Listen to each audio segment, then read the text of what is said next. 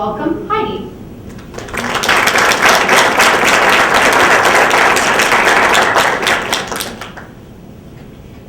Hi everyone. When I first moved to London, the very first thing I noticed was the amount of tattooed bodies I saw on Richmond Row. And I was tickled pink by this. As an art historian and a feminist scholar, my research is thinking about bodies that are different.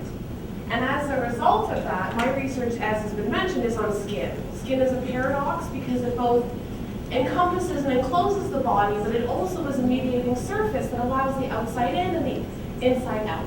And this is a contemporary artist, Ariana Russell, who takes very seriously how skin is a medium for art, but also a way to express ourselves in culture. And our famous critical and theoretical historian, Marshall McLuhan, said the medium is the message. So what do we do when the skin becomes the basis for our own identity and representation in culture? Well, in my own practice, I have to be critical, like these monkeys on the screen, and question, what do images mean and what do they say about our culture? More importantly, how do we question the ways in which representations take value? How do we think about bodies that are different? Contemporary artists in Canada and abroad are working on envisioning a body that's different, but that's also really important to our own communities. And if we're thinking about tattoo, I have to think about culture. Tattoo is a culture in and of itself. If we think about culture as a set of practices rather than a set of things or objects, what we see is that something so diverse can bring people together. In history, tattoo was not viewed negatively, but rather was positively viewed as a way in which to treat the body through medicinal practice, but also a way in which to commune with higher power.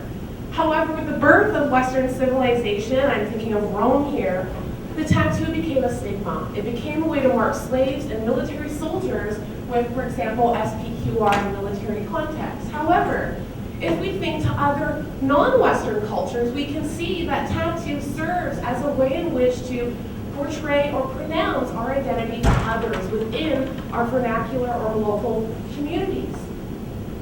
This being said, in these contexts, tattoo is a positive thing, but when we start to think about other cultures from a Western point of view, what we start to see are that representations of others, while beautiful in these two cases, position tattooed bodies as something that is stigmatic, something that's negative. And thinking about a time closer to our own moment, we can think of the 20th century. Carnival culture, freak shows, as well as naval culture really took tattoo out of its Eastern roots and brought it into the Western sphere. However, within thinking negatively about it, we can think of rebellion, we can think of subculture. Gang cultures and prison cultures took the tattoo as a way to make themselves different from the communities around them.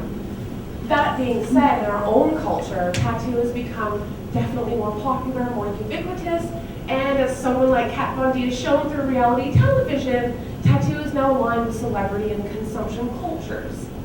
Consumption, though, doesn't have to be a bad thing. If we think about taking something as different as the tattooed body, inverting its meaning and placing it within our advertising culture, what we see is that tattoo can bring communities together in really different ways.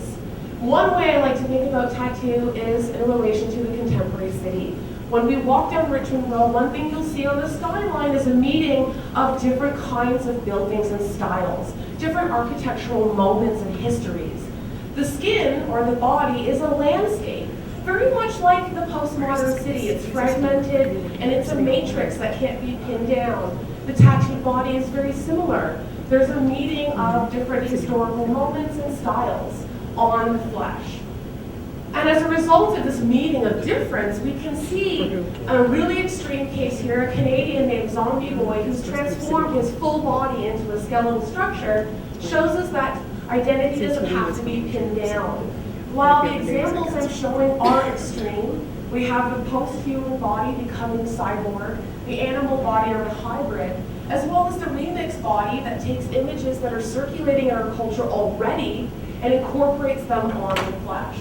And a move like this is one of bricolage. When we take different elements and styles and ideas and opinions and values, what we have is a bricolage. And the tattooed body is the same way. That being said, you don't have to view tattoo negatively. There are many cultural groups that are out to raise funds for cancer and health awareness. There's groups that bring artists together, and there's social media. So next time you see a tattooed person and want some creative help or some fundraising help, don't be afraid. We don't bite. Thank you.